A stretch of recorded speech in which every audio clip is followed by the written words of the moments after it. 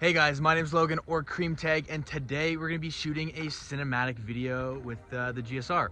Now, I haven't really made a video like this before. I mean, I've done cinematic stuff before, but I haven't actually made it behind the scenes. That's exactly what today's gonna be. And then tomorrow, you guys are gonna actually get to see the cinematic video and see what it all looks like. So, what I'm shooting with today, I've got a gimbal. I honestly don't even know what brand it is. It's nothing fancy, kind of like a Chinese cheap brand, but it works really well for what I do. And then I'm shooting with a Sony a7 III with just a kit lens. It works good. This kind of shows that, yes, you know, more like a prime lens or, you know, some of the more fancier lenses are definitely better, but you don't need them to make the best content. That's the gear I'm gonna be using. And then I'll kind of explain at the end what kind of the editing process looks like and what I'm doing on that front. So yeah, we're just gonna kind of jump in. I'll show you some of the shots I do and kind of talk you through them and explain what they are.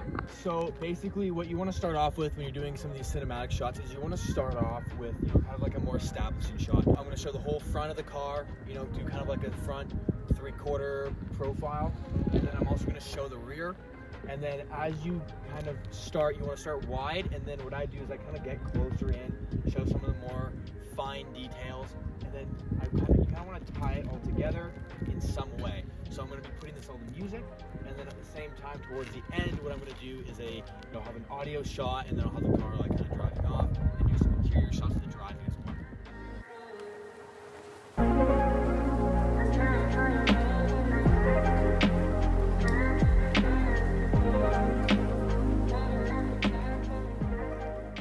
I'm going to get asked this quite a bit, so I am shooting at 60 frames per second. This gimbal is good, but it's not perfect, so I like to have the option to slow down my video. And then I'm shooting at shutter speed of 1/125. My f-stop is at 3.5, and my ISO is at 320. And then I will probably adjust that. It's getting darker out. I'll probably slightly adjust it here and there as we go, and try and keep the exposure level right at 0.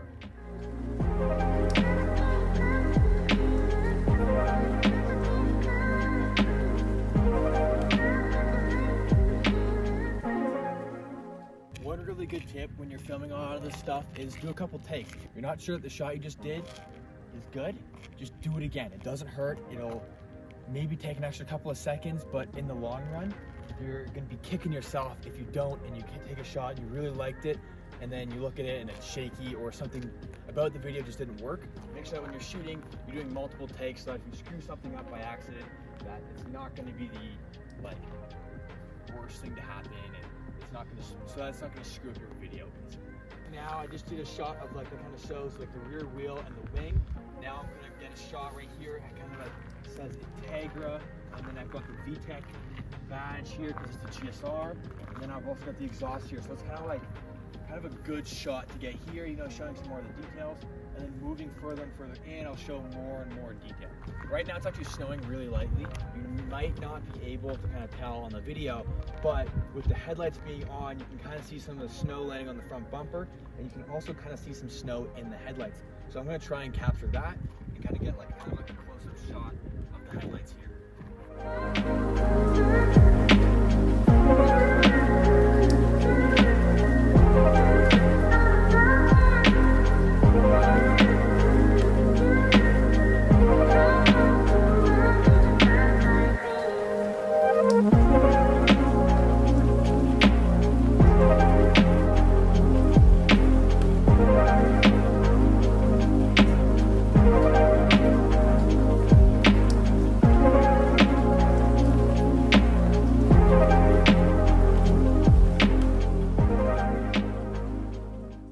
That can be really helpful to you when you're shooting, you know, especially for like intro stuff potentially, is getting a little bit of like B-roll mixer footage, you know, to go in with the car stuff. So I'm looking around here, you know, it's kind of like a more kind of ranch vibe going on. There's a no shooting sign, you know, there's like a rusted fence. So I'm going to try and capture some of this stuff, you know, use it in the video, you know, almost kind of like balance it out a little bit. You know, you got the car, and then you've got like stuff like this where it's doesn't really make sense that they go together, but almost it kind of works, you know? So find things, you know, other things in the video that might work. Like over here, there's a sign and it's like a, curvy road, 50 kilometers an hour recommended. Things like that can make for like a really good way to split up videos and almost transition between videos, or make for a really good intro. If you have some of these go on, and maybe if you have like if the song you want to use has a slow start to it, you can use things like this to kind of get into it, and then like maybe at a beat drop, something like that, you can transition into the car.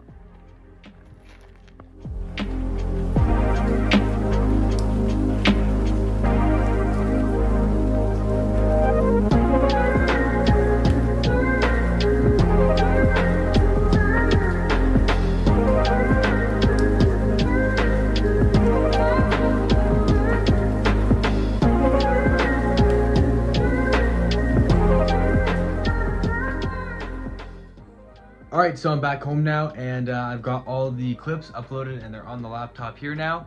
And basically now what I'm gonna be doing is kind of going through and showing you guys how I work through my editing process.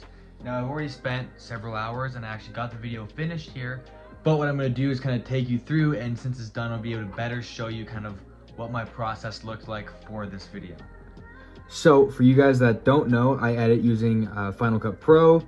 And a lot of people use DaVinci Resolve, Premiere Pro. They're all good platforms. I'm a Mac guy, and I kind of learned on Final Cut, and so far it's been great, and it does everything I need it to. I've fiddled with DaVinci, and I've fiddled with Premiere Pro and a couple of other editing platforms, but in my opinion, this is the best for the kind of editing that I do, and I just kind of find it the best for how I like to work. So basically my first kind of thing is when I load up a new project, I kind of toss all the videos in so I can kind of get a brief idea of how everything's gonna look. And then once I do that, the first main thing that I do before I do any editing, before I do any color grading or anything like that, is I go and I find a song. Now you can do this a number of different ways. I typically like to go through YouTube and find kind of like a copyright free track. For the most part, you're able to actually use copyrighted music now. It just means that you won't be monetized. So you're not gonna be able to profit off the video. I can either go onto Spotify, pull music from there, or go onto YouTube. Typically what I like to do though is I like to go onto YouTube, find copyright-free music, and use that. That's what I did for the video I'm editing right now. And for the video that you guys are watching at this moment, the music that's playing right now is actually from a buddy of mine. You can go check out his music. His name is down in the description below. And he's hooking up with the music. He's doing a really good job with it, and I think it's sick, so I'm using it. So yeah, anyways, long story short, my first kind of step that I always like to do is I go and I like to find good music. One perk with that is that once you do go in and edit your video, then you're able to crop and edit your video to the beat. So I'll give you guys a little sneak peek here.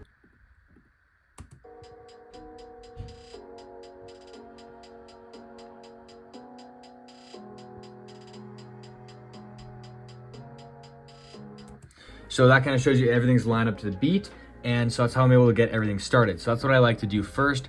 I will put the music in, and then I'll line everything up to the beat, and I'll play around with putting different clips in different spots, right? So, here's our kind of establishing shots like I talked about. The first 3 shots are those 3 shots I actually mentioned before, because like I said, right, slower song. So it kind of helps bring it in together, and it helps also set the scene and kind of the setting of where we are, what this is kind of going to look like. So then when we jump into, kind of our establishing shots and that sort of thing.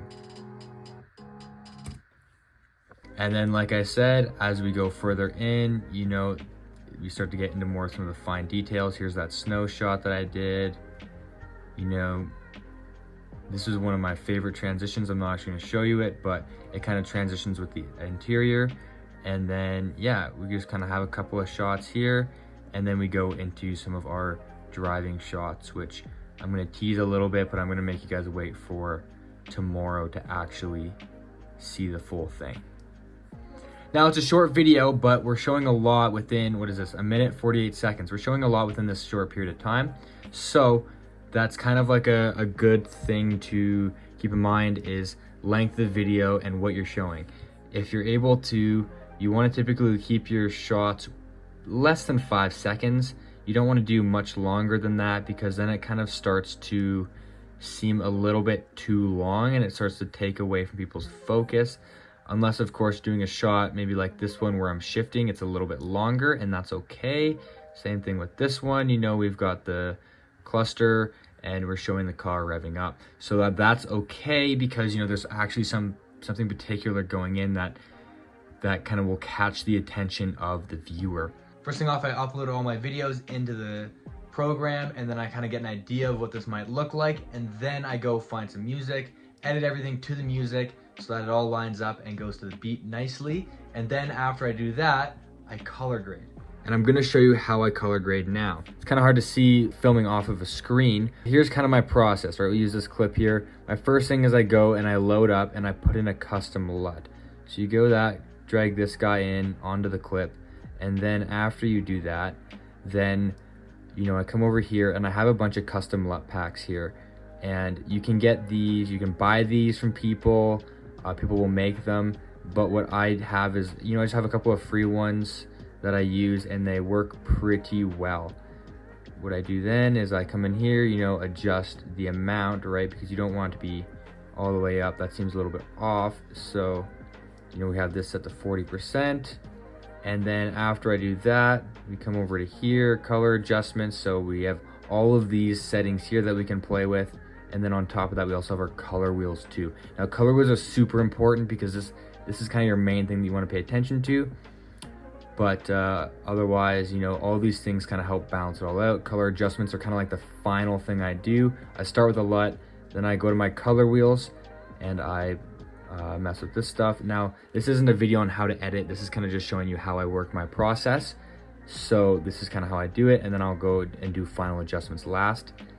But yeah, that's kind of how I put this kind of stuff together, and then I just kind of keep the basically I make the preset for the edit and I just copy it onto all the videos. And then of course, if there's some videos that, you know, maybe have a slightly different color, then I'll adjust them. One of those being, you know, these interior shots are slightly different in terms of how they are edited. Some of these other videos were later in the day, so those are also going to be different. But overall, I like to copy everything over from one clip because it keeps everything in the same feeling. If you re-edit it for every single clip, it's not gonna flow well. You know, everything's gonna seem a little bit off. So that's why you like to kind of try and keep it, you know, in the same kind of ballpark of colors. And unless, you know, there's ones where there's gonna be drastically different, you know, like exterior versus interior shots, that's a different story, but otherwise, I like to keep it the same. My last little bit that I like to do here is, you know, I have got to have a little bit of an outro. So I always do this for all of my videos, have a little like, comment, and subscribe. It's always in the same font and the same style, just to kind of keep that consistency. People know what to expect. And I just have it bloom out at the end here. And then the music also drops out and fades out as well. So that's kind of how I work this. It's kind of like a very short explanation, but it kind of shows you, it's very simple. I mean, for a video like this, it doesn't really take too much. The biggest thing you want to put most of your time into is the color grading. There's tons of videos out there about color grading and how to color grade properly. This is not one of those, but what I can do is tell you, go look up some videos on color grading. It makes a huge difference, and just being able to see it and see the colors and envision how you want it to, that kind of stuff comes with time. So just keep doing it, keep working hard, and I would love to see some of your guys' videos too. Hopefully this video kind of gives you maybe a little bit of help as to, you know, how to do your own thing, and kind of shows you how I do my process. That was kind of the main idea of the video. Hopefully you guys enjoyed the video, and if you did, remember, like, comment, and subscribe. Really helps with the channel. If you guys enjoyed this video, make sure to let me know down in the comments below, and stay tuned for tomorrow's video, because tomorrow I'm dropping the actual full cinematic video that I edited just now. So make sure that you subscribe and turn on that post notification bell so you can see when the video comes out. I'll see you next time. Peace.